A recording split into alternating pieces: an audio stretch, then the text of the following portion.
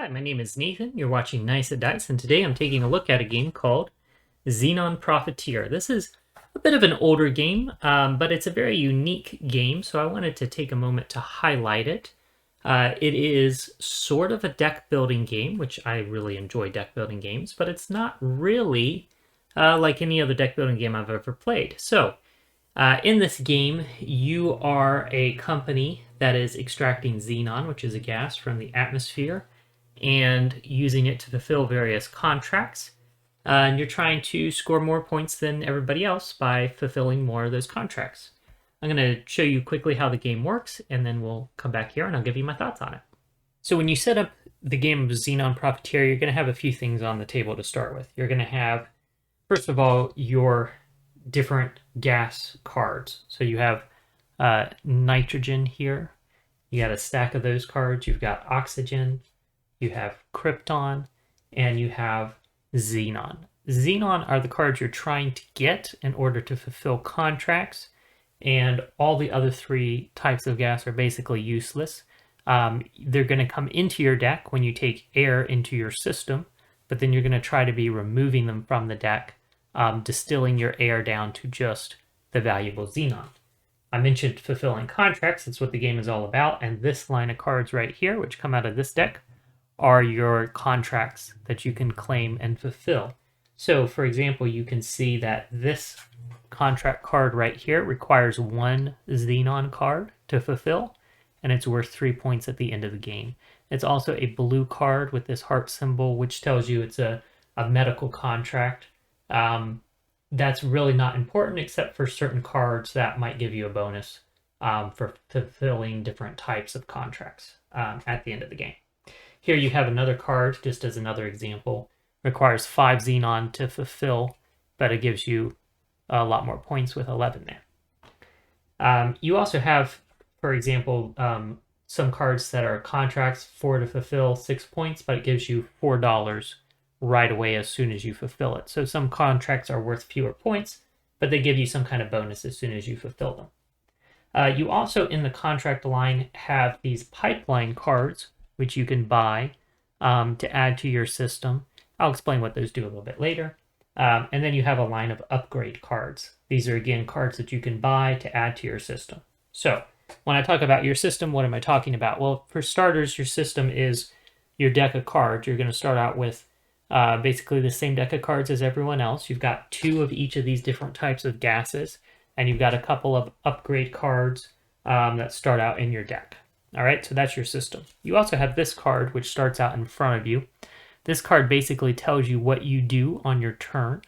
It also has these little icons down here, which tie in with this little icon at the top of the pipeline, so you can buy these pipelines and sort of attach them to this card like so. So you can attach 3 different pipelines to your central card as you acquire them. Basically, what each of these pipelines does is it can be worth a few points at the end of the game, and it increases your hand size by 1 card. So having all 3 of them gets you a much larger hand size. You also have this little blue tab on the side, which can connect to upgrades like this. So you can build upgrades off of your central deck or central card like that. And you also have this little pink tab here, which lines up with these pink tabs, which are for your contracts. So you connect contracts to the right of your central card. Okay. So let me just show you real briefly, basically how a turn of the game goes. So the first thing you do on your turn is you distill. So you're going to have a hand of 5 cards. And so let's say this is my opening hand. I'm going to distill. So as you can see here, this gives you the sequence in which you distill gases. So you start with nitrogen, then oxygen, then krypton, and then xenon. That's also the order that these cards are up here. All right. So first of all, we're going to do nitron. There is no nitron in my hand to distill. So we skip nitron and we go to the next one, which is oxygen. Okay, I have 2 oxygen cards. So I'm going to distill the 2 oxygen cards. They're going to go over here, back in the supply, and that is, we're done distilling. You can basically distill 1 type of gas on your turn. Now, I still have krypton and xenon in my hand if I had gotten rid of the Krypton and I had isolated the Xenon, then the Xenon would go next to my central card, just tucked under it like so. Basically, I've isolated that Xenon, I have stored it for use in fulfilling a contract. But since I still have Krypton in my hand, I can't do that because I haven't isolated the Xenon yet.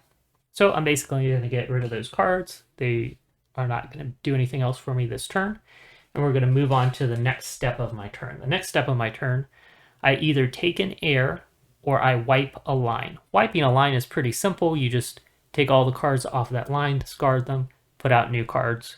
That's it. So it just gives you different options for cards you can take a little bit later in your turn. Or on the other hand, instead of wiping, I can take an air. So that's what I'll do this time, just to kind of demonstrate. Taking an air normally means taking in a packet of air, which is one card from each of these stacks, and getting $2 from the supply. So they go into your dollars. Okay. I happen to have this upgrade in my hand. This is one of the upgrades that starts in each player's deck. And this upgrade lets me introduce air twice and receive $4 total. So I can do that during the portion of my turn where I would take an air. So I'm going to go ahead and do that, play this card. So I'm going to take 2 packets of air.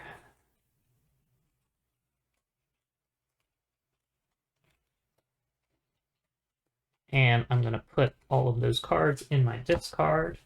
I already got 2 coins. I'm going to get 2 more for 4 total. So that was what I did on this line. I took an air instead of wiping. Then we go down to the last line where I'm either going to buy or bid. So buying is basically, one thing I can do for buying is I can take any of these contracts. Contracts are free to take. You can only have one contract attached to your central card at a time. As you can see, there's no other pink tab over here to connect a second contract to that. So you can only have one contract active at a time. Once you've fulfilled the contract, you flip it over, and now you have another pink tab. You can attach another contract and start working towards fulfilling that contract. But you can take any of these for free. It doesn't cost anything to grab them. It's just you're going to need the Xenon to fulfill them. Or you can buy a pipeline for 5, or any of these other upgrades for the cost shown in the top left. Now, there's also a number in the bottom right of most of these cards. If you pay the number in the bottom right, if you pay the number in the top left, what you're going to do is just put it in your discard pile. When it comes up later, you can use it the way that I used, this upgrade card during my turn. But if you pay the number in the bottom right, it doesn't go into your discard. Instead, it immediately attaches to your central card like that. And now it's available for you to use every turn.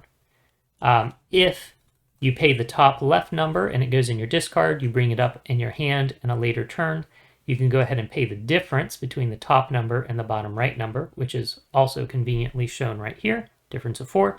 You can pay that difference to install it at that time. So there's a number of different ways you can acquire these and use them. They all do helpful things. I'm going to go ahead and show you, for example, if I buy this one, then anytime I use it during the distilling part of my turn, it says distill all nitrogen in hand. So I could use this first to distill all the nitrogen in my hand. And then if I had, say, oxygen or krypton in my hand, I would also get to distill the oxygen in krypton, or krypton, whatever. I'd get to distill essentially 2 types of gas during my turn. So let's go ahead and say I'm going to do that.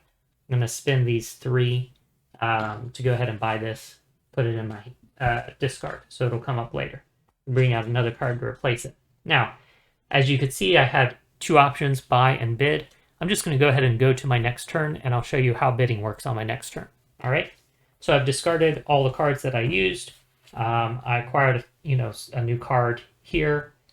I brought in some more air, and now we're going to draw our second hand, assuming other players have taken their turns, and now it's my turn again. So here we have a couple of nitrogen, we have a krypton, and we have a xenon. And we have another upgrade card that started out in my deck. So this card can be used during the distill phase, which is the first phase of my turn, and it lets me discard a card from my hand. So I could do that. I could go ahead and use this card to discard this Krypton from my hand. All right. So I didn't distill it. It didn't go back to the supply, but I got it out of my hand. So now when I do my distilling, I'm going to remove the top type of gas, which in this case is nitrogen. So the nitrogen is going to go away. There is no oxygen. There is no krypton. I have isolated this xenon. So now the xenon is going to get tucked under here. That is xenon I have isolated. It is bottled. It is ready to be used to help fulfill a contract. So now I decide, do I want to wipe? Do I want to take an air? You know what? I'm not interested in any of these. I'll go ahead and wipe them. So we'll just discard those. We'll bring out some to replace them. Okay. And then I'm going to either buy or bid. Now I have a couple of options. I could claim this card as my buy. It only needs one xenon to complete. I have a xenon already stored. So if I buy this, I would just return this to the supply. I would immediately fulfill this contract, flip it over. That'll be worth some points for me at the end of the game. That's one thing I could do. If I wanted, I could take a bigger contract that I don't have enough xenon to fulfill, and it would just do something like this, right? I'd put this here, and I would tuck this under it. All right, so I know I have one xenon already stored towards fulfilling this contract. I'll have to get 4 more in order to fulfill it and flip it over. But when I do, it'll be worth 11 points at the end of the game. So that's a pretty good option. But instead of buying, I could also bid. I have a number of bid tokens. You have 5 bid tokens. So when you bid, you put one of these tokens out. So for example, I could put one of these on this card. All right, so I bid 1 on this card. Now this card costs 1 less for me on any future turn. So instead of having to pay 3 to get it, I'd only have to pay 2. Also, if somebody else wants this card, they would have to pay the 3 cost to buy it, and they'd have to pay me 1 for each of my bids on it. So they'd have to pay me 1. I'd get the bid token back plus 1 coin from them, and they'd have to spend 3 coins to buy it. So it kind of gives me a leg up on getting this if that's what I want. I can also bid on these contracts, even though they don't normally cost anything to take. If I bid on this contract, for example, anyone who wants to claim it would have to pay me 1 coin for each of my bid tokens on it. Or if on a later turn I decide, okay, I'll take this now, I get my bid token back and I get 1 coin for each bid token that comes back to me from the contract. So that's what the bidding does. Also, bidding is useful. Let's say I bid on these, and then the next player decides to wipe this line. He can't wipe the one that I bid on. He would just wipe these 3 and bring out 3 new ones. So that's basically how bidding works. Over the course of the game, you're going to be building out your setup here with, you know, some upgrades. You're going to be fulfilling contracts, right? So something like this, right? Just kind of trying to give you an idea of how it's going to look as it goes along. Each of these that you build, each of these upgrades that you build out here to the left of your center card is basically effects that will trigger every turn for the rest of the game. Once any player has at least 5 fulfilled contracts or 5 upgrades, either or, they trigger the end of the game and they get this token. This token can do 2 things. One, it can just be worth an extra 3 points at the end of the game. Everybody else will get 1 more turn. And then when it gets back to, let's say I triggered it, when it gets back to me, the game is over and I get an extra 3 points. Or I can go with this side, which is final turn. So I'll take this, I've triggered the end game, everybody else gets 1 more turn, I get 1 last turn, and then the game is over. So you kind of have that option. If you feel like you could make more than 3 points on 1 more turn, you can get that 1 more turn, or you can just go for the 3 points. There's one other option that's available to you during the game is you can, on your turn, you can decide to go overtime. So you flip this over. Overtime means you distill twice. So you do the distill action twice. So let's say you had nitrogen, oxygen, and xenon in your hand. You distill the nitrogen, distill the oxygen, and isolate the xenon, right? All in 1 turn. And then you get to bid twice, and that's all you do. You also have to reshuffle your discard pile into your draw pile, and at the beginning of your next turn, you have to flip this over to the normal side. You can't do overtime twice in a row. All right, that's how that works. So you're playing until somebody has, again, either 5 contracts fulfilled or 5 upgrades. Go around one more time. And then you just look at what points you got. You get points for the contracts you fulfilled, right? So you can see 3, 11, and 6 points there. You get 1 point for each upgrade you have installed. There's a few other ways you can get points for miscellaneous things. For example, there was an upgrade over here that gives you +1 point for each of your bid tokens on contracts at game end. So there's a few other kind of random things like that, but it's all pretty straightforward. That's how the game works. Let's go back up top and I'll give you my thoughts on it. Well, let me first start by talking a little bit about the production of the game, because I think the production is really cool. It has this very nice, sleek, very modern, very corporate style to it, which I think fits perfectly with the theme. And there's just a lot of neat little touches to the production of the game. Like, for example, with the gas cards, the 3 types of gas, the oxygen, nitrogen, and krypton, in the top corner here, they basically just have, like the little letter element sign for that type of gas. The Xenon has, those letters, but it's within this, like bottle symbol. So that's just like a really subtle but nice reminder that these are just the gas, you're just trying to get rid of them. This gas you're trying to bottle to use to fulfill those contracts. So it's a very subtle thing, but it's a nice little, way to reinforce what you are trying to accomplish in the game. Same thing with, your central card here has the blue tab that connects to the blue tabs on the upgrades, and each upgrade has a blue tab on either side, reminding you that you could attach another upgrade, off to the side of that. Meanwhile, you have the little pink tab over here for the contracts, and the contracts have a pink tab on the one side that will attach to that, but there's no pink tab on the other side to attach to another contract until you have fulfilled the contract and flipped it over. So just a nice little reminder that you can only have one open contract at a time. So those are just little, aspects of the rules, just little elements of the rules, but I like how the graphic design of the game reinforces the rules that you should already know, but it's nice how it reinforces that and just is a nice little reminder of those things. So I thought overall the production of the game was very thoughtful and just really well done. So now for the gameplay itself. I like how it feels like it should be a deck builder, but it really is not a deck builder. And the reason I say that is that a deck building game, you always start out with, like a deck of cards that's usually generally weak, but the cards are more or less useful.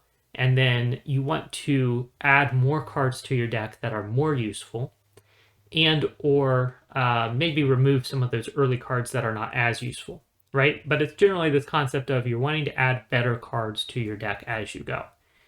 This game really, you are adding packets of cards to your deck that you then want to clear out entirely, right? You're adding 3 useless cards to your deck and 1 useful card, but that useful card is going to come out of your deck later, right? That's the usefulness of it, is when it comes out of your deck. While it's in your deck, it's not doing anything. So there's that aspect. You're not really building your deck out with that. You are adding upgrades to your deck, but the upgrades are somewhat useful in your deck. They're more useful when they come out of your deck and they are, just installed in your system for you to use every turn. So again, even with those, you're not really building your deck. You're not trying to put those cards in your deck so much. I mean, they're okay in your deck, but they're even better when they're not in your deck. So it's really, it kind of breaks all your expectations for a deck building game.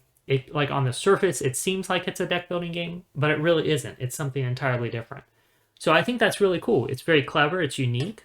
And really what the game boils down to is you're taking in these packets of air, these 4 cards, 3 of which are completely useless to you. One is useful once you've taken it into your, cycled it into your deck and then out of your deck again. So you're taking in these packets of cards, and then you're trying to cycle those cards out of your deck as quickly and efficiently as possible. It could seem that There's not a lot of strategy there, but there really is, not so much in the cards that come into your deck, but in the cards that you install, those upgrade cards that you take in and you install. I like how the upgrades provide a variety of abilities and they allow you to pursue a number of different strategies. Just for example, in the last game that I played of this, it was a 2-player game, I had a card that let me every turn distill all the nitrogen out of my hand. And then I had another card that every turn let me distill all the oxygen out of my hand. And then I still got to distill one thing after that, just like normal. So every turn, basically, I could take all the nitrogen, all the oxygen, and then for my one normal distill, I would take out any krypton. And then I was isolating xenon every turn, right? It was a really efficient system. Meanwhile, my opponent didn't have that super efficient system, but she had taken upgrade cards that allowed her to complete contracts with fewer xenon cards stored up. So we ended up with a very close game. It was only like a 2-point difference at the end of the game, but we both took very different routes to get to the scores that we had. So I like that. It was very cool. I like that you have the option to go overtime. You know, again, like in my last game, I think I used that maybe once or twice, so it's not an option I used often, but the once or twice that I used it, it was a very strategic move to make. So that's a pretty cool thing that everybody has. You have that option. You can't do it twice in a row, but basically every other turn you have the option to do that. So it's looking for, you know, the right time to do it. I like how you have the option to buy or bid. Bidding is a cool thing when you don't have enough money at the moment to buy something. It kind of lets you, you know, call dibs on something, so to speak, help you set up for buying it on a future turn. Sometimes you do it just to mess with your opponents. You know that they're going for a particular, you know, they'll probably be angling for a particular card, so you can bid on that card. So maybe you won't buy it later, but they'll have to give you some money when they buy it. You can do the same thing with contracts. You can bid on contracts to make it so that if someone else wants to get those points that contract might be worth, they're going to have to give you some money that you can turn around and use to upgrade your system or whatnot. I like also, you know, bidding also makes it so that when you wipe a row, those cards stay out instead of being wiped. And that's pretty important too, because wiping a row is actually a very sensible and strategic move to make. I think the first couple of times that we played it, we were sort of hesitant to wipe a row because there's usually at least one card out there that seems kind of good. But as you play it more, you get more accustomed to what cards are in the deck. You know, start to develop more of like a strategic plan for how you're going to approach the game. And so it's much more common that you'll just wipe a row to get another set of cards out there and hopefully get to the cards that you want that will play into your strategy. So then again, being able to bid on cards is important to keep those cards available to buy later if somebody else decides to wipe. So lots of interesting little choices. The choices are, again, I feel like it's a game that allows for a good amount of strategy. But at the same time, things are pretty straightforward. You know what you're going to do on your turn. You're going to distill. You're going to either take an air or wipe. You're going to either buy or bid. And then it's just a question of, what do I buy? What do I bid on? You know, so the choices are laid out very clearly for you. And I think that level of clarity is what enhances the strategy of the game, because it's very easy to sort of grasp what you're doing, what your options are, and then strategize within that framework. Again, it's also a very unique game in the gameplay, as I mentioned. You know, you would think that it's going to be a deck builder, but it really is not like any deck builder that I've seen. The theme is really cool. It's not going to appeal to everyone, but I like how it's just very unique. You know, I've never seen another game about distilling air to find xenon and use that for things. You know, like it's just a really unique theme. So I like that. I like games that have a unique theme, kind of think outside the box, and I think it's cool that the unique theme is also paired with very unique mechanisms and systems in the game. So overall, definitely a recommendation for me from Xenon Profiteer. And my name is Nathan. You're watching Nice at Dice. Thank you so much for watching. You enjoy the rest of your day.